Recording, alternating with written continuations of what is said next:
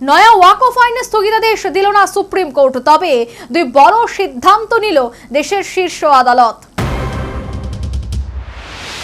নয়া ওয়াকফ আইনে স্থগিতাদেশ দিল না সুপ্রিম কোর্ট, তবে সংশোধনী দুটি বিতর্কিত ক্ষেত্রে ওয়াকফ বাই ইউজার সম্পত্তির চরিত্র বদল এবং ওয়াকফ বোর্ডে অমুসলিম সদস্য নিয়োগ নিয়ে বড় সিদ্ধান্ত নিল শীর্ষ আদালত। আগামী শুনানি পর্যন্তই এই সিদ্ধান্ত বহাল থাকবে। 7 দিনের মধ্যেই সুপ্রিম কোর্টে নিজেদের বক্তব্য জানাবে কেন্দ্র।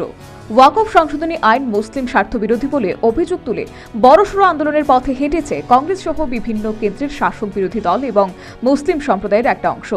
দেশজুড়ে বিক্ষোভের আঁচ ছড়িয়ে পড়েছে। নয়া ওয়াকফ আইনের বিরোধিতার জল গড়িয়েছে সুপ্রিম কোর্ট পর্যন্ত। ইসলামী সংগঠন তো বটেই, বিভিন্ন রাজনৈতিক দলের তরফেও একগুচ্ছ মামলা দায়ের করা হয়েছে। শুনানিতে কেন্দ্রীয় সরকারকে বেশ কয়েকটি প্রশ্ন তুলেছে সুপ্রিম কোর্ট। 1940 সাল থেকে ভোগ দখলকারী ওয়াকফ রয়েছে। নয়া সংশোধনী কার্যকর হলে সেই সমস্ত সম্পত্তির কি চরিত্র বদল করা হবে?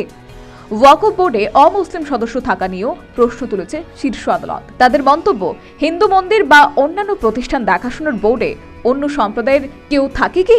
সওয়াল চলাকালীনই বিচারপতিদের বেঞ্চের তরফে বলা হয়, হিন্দু ধর্মের সম্পত্তি দেখভাল করার বোর্ডে তো অন্য ধর্মাবলম্বীরা থাকেন না।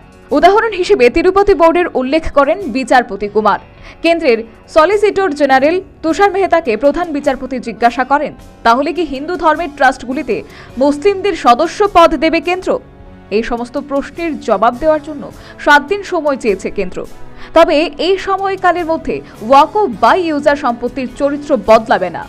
ওয়াকফ কাউন্সিল বা বোর্ডে নিয়োগ করা যাবে না, সিদ্ধান্ত শীর্ষ আদালতের।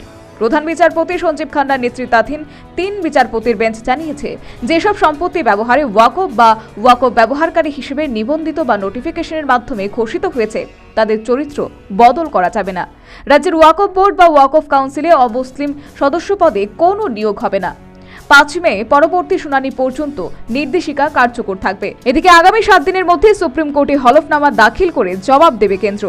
National bureau report, news vanguard.